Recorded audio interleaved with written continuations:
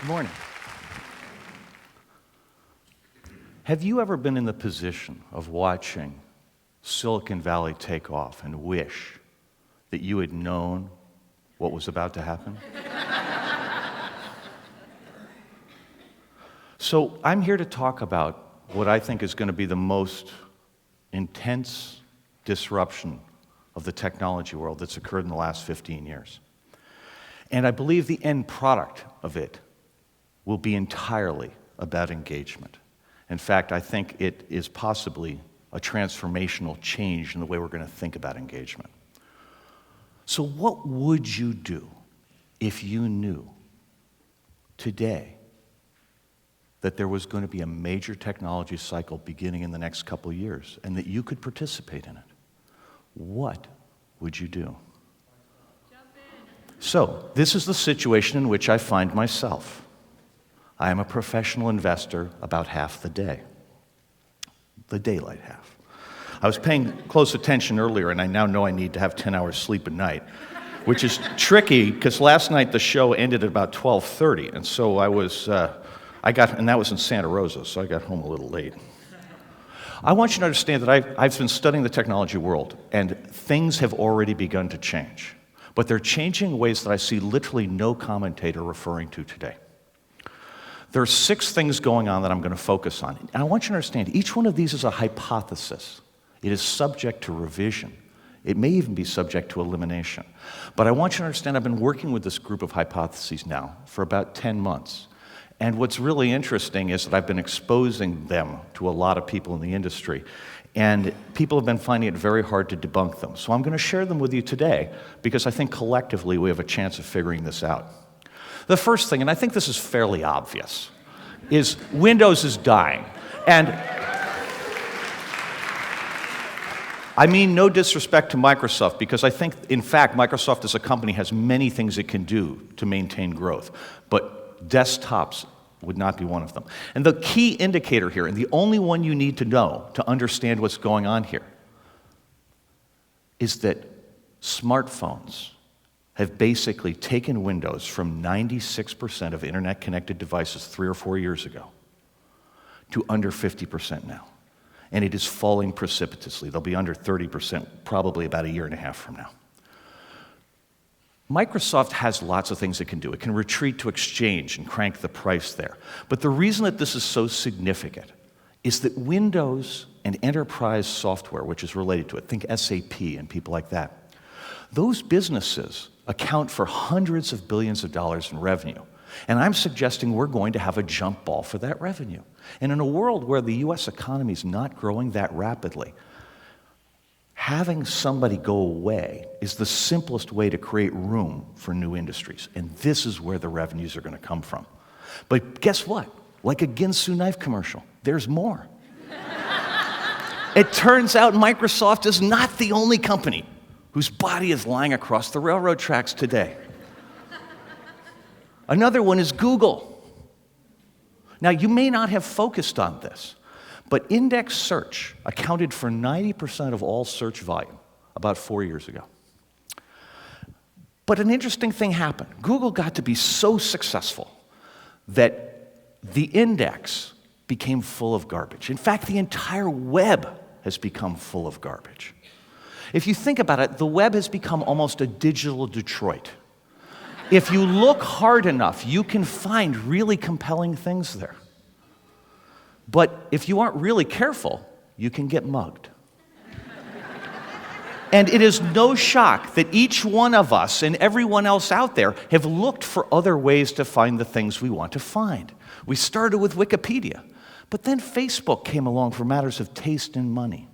Twitter came along for real-time news, LinkedIn for professional things, Match.com for less professional things, TripAdvisor for travel, Yelp for restaurants, Realtor.com for finding a home, Dictionary.com for words, Wordnik for the whole language.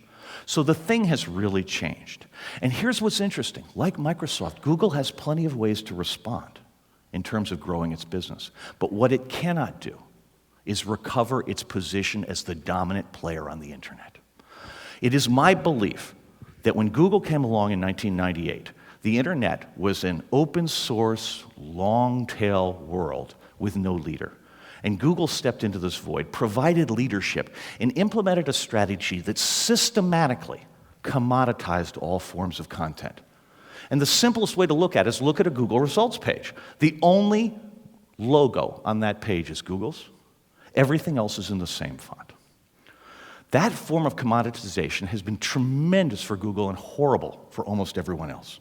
And I believe, to a first order, it is over. Not because index search is going away, but because, like word processing, it's gone from the most important application we all had to just another thing we do.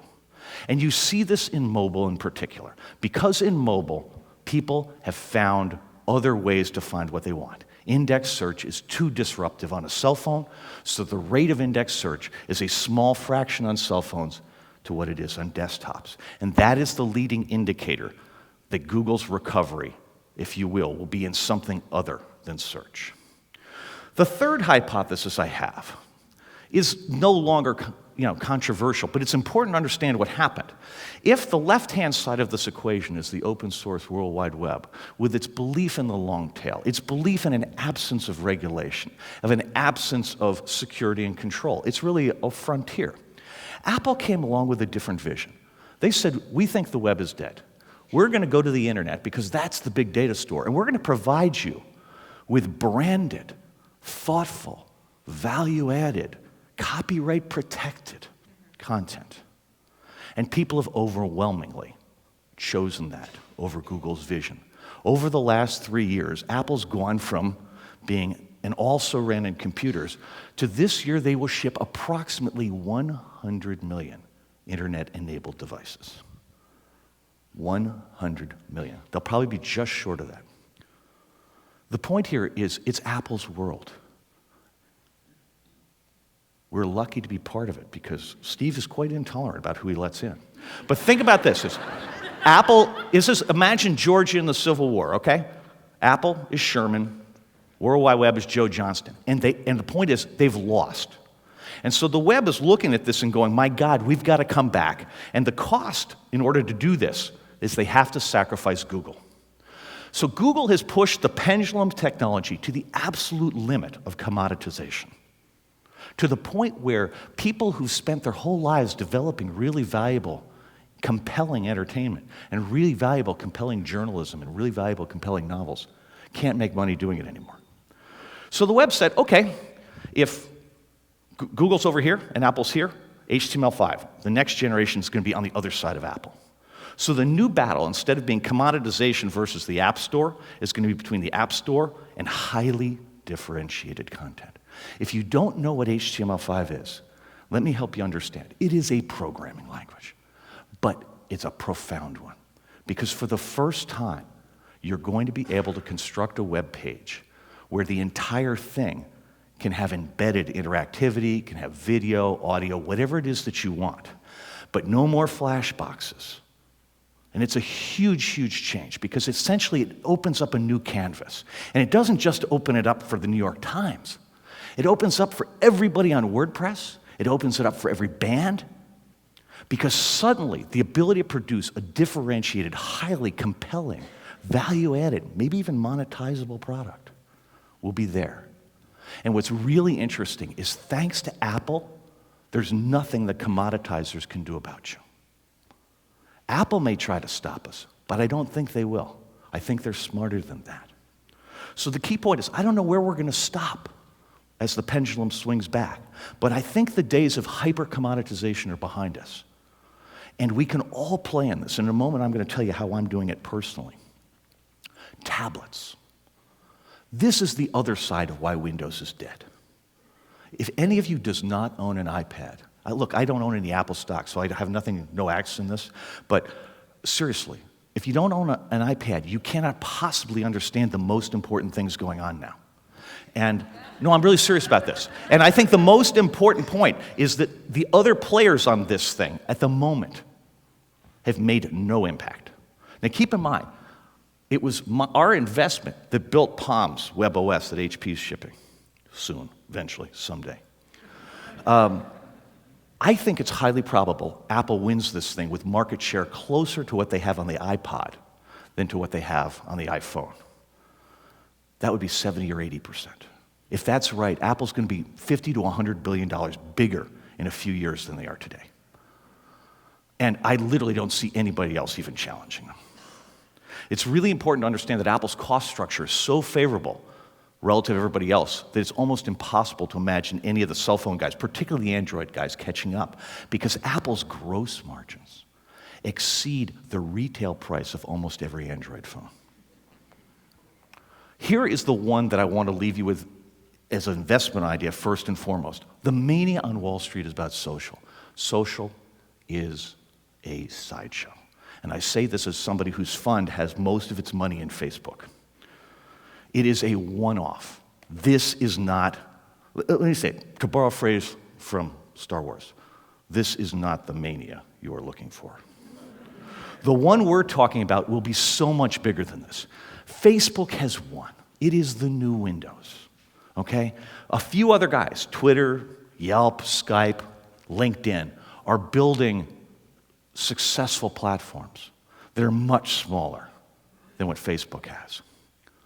And they will be successful. But everybody else coming along is going to have to follow the Zynga model. They're going to have to make themselves subordinate to the platform of Facebook.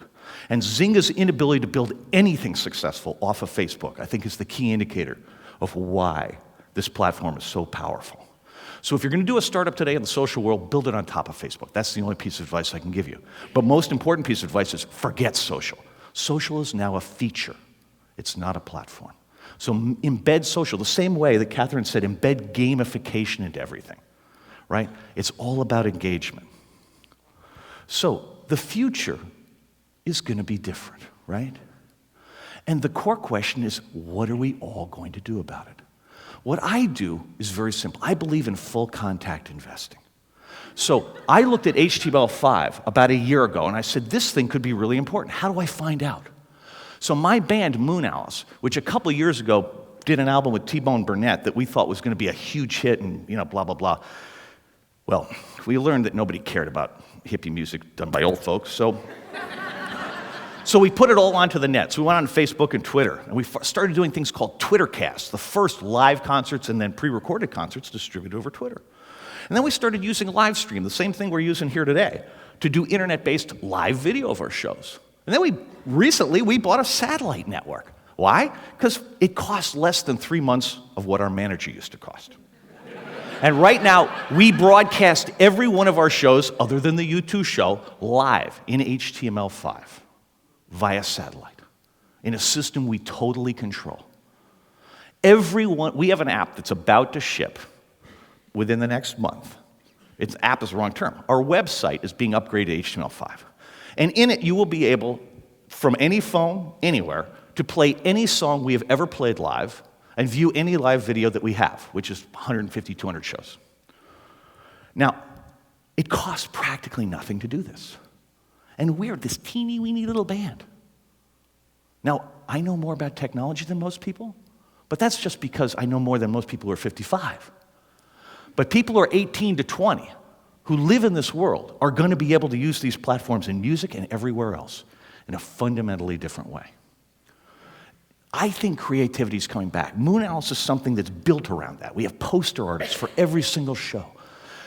We have photographers who work every show. We have painters. And the notion is, I believe that creativity has been stifled, not so much by technology, but by the general deterioration of American culture. People's unwillingness to be educated, this notion that we have to fall back on ritual and beliefs instead of facts. But I think technology is finally going to do us a favor. I think it's finally going to give us the tools to make us independent. And there's little glimmers, right? We see the Arab Spring and the impact that Twitter and Facebook had, right? Pretty exciting. But imagine a world in which everything is an app. In HTML5, Digital Detroit gets replaced by this thing where every tweet is an app. Every advertisement is an instance of a store. Think about what that means. So instead of seeing an Amazon display ad, you see the store. say on the New York Times book review. You can both create demand and satisfy it in the same place. Why? Because that's better for everybody. Saves time, increases engagement, because it keeps you on the page. We're going from a web of elevators, where you go to different places and you go off sites and you lose people, to a control panel model. And guess who's going to make it? You are. Thank you very much.